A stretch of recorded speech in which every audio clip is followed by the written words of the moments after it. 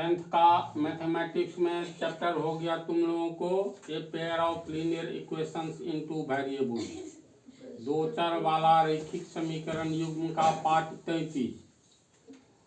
ये उदाहरण 10 जो है, इसके बाद एक्सरसाइज स्टार्ट होता है। उदाहरण 10 में पीछे वाला सवाल का ये दिया है, पीछे में सवाल है दो रेल पटरियां समीकरण x + 2y - 4 = 0 और 2x + 4y - 0 द्वारा निरूपित की गई हैं। यानी दो रेल की पटरियां समानांतर होती है, मालूम है ना। तो समानांतर होती है तो इसका अर्थ है या तो ऐसे होगा या ऐसे होगा या फिर ऐसे होगा, जैसे भी हो एक दूसरे के समानांतर होगा। तो इसमें दो पटरियां हैं मान लो, तो दोनों समानांतर है कि नहीं है यही चीज दिखलाना है। तो दो रेल पटरी के लिए, एक रेल पटरी के लिए समीकरण दिया हुआ है x + 2y - 4 = 0। पहले समझ लो, इसके बाद फेयर करवा देंगे। Answer 10, x + 2y - 4 = 0। मान लो एक रेल का पटरी ये है ए बी, तो एक सरल रेखा हम लोगों को प्राप्त होता है किसमें, रैखिक समीकरण युग्म में। दो समीकरण होता है, तो इसमें दिया हुआ है पहला समीकरण x + 2y - 4 = 0। अगर ग्राफ हम लोग खींचेंगे किस समीकरण का, तो इस समीकरण का, यानी x + 2y - 4 = 0। अगर इसका हम लोग ग्राफ खींचेंगे तो ये कैसा समीकरण है, रैखिक समीकरण है। रैखिक समीकरण क्यों है, क्योंकि इसका ग्राफ खींचेंगे तो एक सरल रेखा प्राप्त होगा। फिर दूसरा समीकरण दिया है 2x + 4y - 12 = 0। इसके लिए भी एक सरल रेखा प्राप्त होगा। तो एक सरल रेखा हो सकता है ऐसे प्राप्त हो जो एक दूसरे को काटे, ऐसी भी संभावना है। तो इसका ये समीकरण एक का अगर ग्राफ खींचेंगे तो एक सरल रेखा प्राप्त होगा। फिर दूसरे समीकरण का ग्राफ खींचेंगे तो ये भी रैखिक समीकरण है, इसका भी एक ग्राफ प्राप्त होगा। तो एक ही ग्राफ में, ग्राफ पेपर पर जब हम लोग खींचेंगे तो एक समीकरण का मान लो ए बी सरल रेखा प्राप्त हुआ, दूसरे समीकरण का भी एक सरल रेखा प्राप्त होगा। तो ऐसी भी इसमें तीन संभावना बनती है। पहली संभावना है जो ए बी एक सरल रेखा पहले समीकरण का प्राप्त हुआ है, दूसरे का जो प्राप्त होगा हो सकता है ए बी को कहीं पर काट दे या ए बी के ऊपर से ही गुजरे, अर्थात संपाती रेखा हो जाए। तीसरी संभावना है जो इस ढंग से प्राप्त होगा ताकि एक दूसरे के समानांतर हो जाए। जब समानांतर होगा तब ये रेल का पटरी नजर आता है ना, तो रेल की पटरी जैसे नजर आएगा। तो इसमें कह रहा है दो रेल पटरियां, एक के लिए मतलब ये दो सरल रेखा खींचेंगे तो जब समानांतर होगा तो रेल की पटरी समानांतर होती है। तो दो रेल पटरियों के लिए एक समीकरण ये है, दूसरा समीकरण ये है। तो दोनों समीकरण से जो हमें सरल रेखा प्राप्त होगा, क्या ये दो सरल रेखा एक दूसरे के समानांतर होगी, यानी रेल के पटरी जैसा होगा। क्या रेल पटरियां एक दूसरे को काटेगी, या मान लो एक सरल रेखा प्राप्त हुआ, दूसरे समीकरण से दूसरा जो प्राप्त होगा क्या इसको काटेगा, तो ये कैसे पता चलेगा।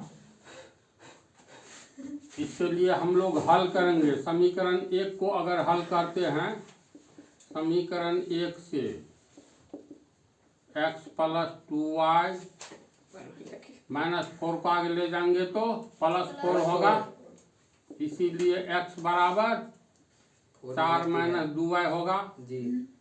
ये समीकरण 3। पुनः समीकरण 2 को हल करेंगे। समीकरण 2 से 2x प्लस 4y -12 बराबर 0 बराबर -12 को आगे ले जाएंगे तो प्लस 12। x का मान निकल चुका है ना। समीकरण 3 से x का मान इसमें अगर बैठाएंगे तो 2x के जगह 4 माइनस 2y, 2 पद में है तो कोष्ठ होगा, तो x का मान बैठाएंगे 4 माइनस 2y प्लस 4y बराबर 12 होगा। 2 चौका 8 प्लस माइनस माइनस 2 दूनी 4y प्लस 4y बराबर 12 minus 4y plus 4y cut गया, इसीलिए 8 बराबर, मान तो नहीं निकला y का। तो जिस समीकरण युग्म में वेरिएबल का मान नहीं निकलता है, जिसका कोई हल नहीं प्राप्त होता है, उस समीकरण युग्म को असंगत समीकरण युग्म कहते हैं। और असंगत समीकरण युग्म का ग्राफ हमें दो समानांतर रेखा के रूप में प्राप्त होता है। पिछले कई पाठ में इसकी व्याख्या की गई है। तो इसका अर्थ है इस समीकरण युग्म में ना तो x का मान निकलेगा और न ही y का मान निकलेगा। किसी भी विधि से बनाओगे तो मान नहीं निकलेगा। इसको अगर हम लोग लुप्तीकरण विधि से बनाएंगे तो पर भी इसका मान नहीं निकलेगा। जैसे मान लो लुप्तीकरण विधि से बनाना है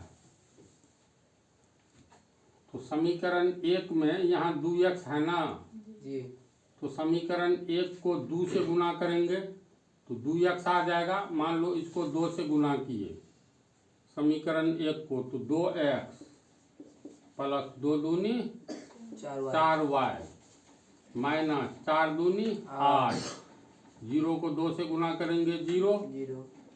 अब ये समीकरण 3 हो गया। समीकरण 2 में से 3 को घटाएंगे तो नीचे वाला चिन्ह बदलेगा जी, होगा ना। तो plus 2x minus 2x cut गया, plus 4y minus 4y cut गया, माइनस 12 और प्लस 8 माइनस 4 हुआ बराबर 0। कभी होगा माइनस 4 बराबर 0। इसका अर्थ है इस समीकरण युग्म का हल नहीं निकल रहा है, इसीलिए यह समीकरण युग्म असंगत समीकरण युग्म है, जिसका ग्राफ हमें समानांतर रेखा के रूप में प्राप्त होता है।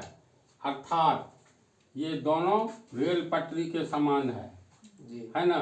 इसमें दिया है क्या रेल पटरियां एक दूसरे को काटेगी, तो दो समानांतर रेखा प्राप्त हुआ है तो रेल की पटरी एक दूसरे को कहीं नहीं और कभी नहीं काटती है। तो आंसर समझ गया ना। इसको समझ गया है, निष्कर्ष में लिखना है। चूंकि इसमें न तो x का मान निकलेगा न y का मान निकलेगा इस समीकरण युग्म में, तो अतः इस समीकरण युग्म का हल हमें प्राप्त नहीं होता है। अतः यह समीकरण युग्म असंगत समीकरण युग्म है, जिसका ग्राफीय हल समानांतर रेखा के रूप में प्राप्त होगा। क्योंकि असंगत समीकरण युग्म का ग्राफ समानांतर रेखा के रूप में प्राप्त होता है। जब समानांतर रेखा के रूप में प्राप्त होगा तो इसमें कह रहा है क्या रेल पटरियां एक दूसरे को काटेगी। समानांतर रेखा एक दूसरे को कभी नहीं और कहीं नहीं काटती है रेल पटरियां, इसीलिए एक दूसरे को नहीं काटेगी। इसको समझ गया ना। ये लास्ट उदाहरण था एक्सरसाइज स्टार्ट होने से पहले। तो पार्ट 34 में नया एक्सरसाइज स्टार्ट होगा।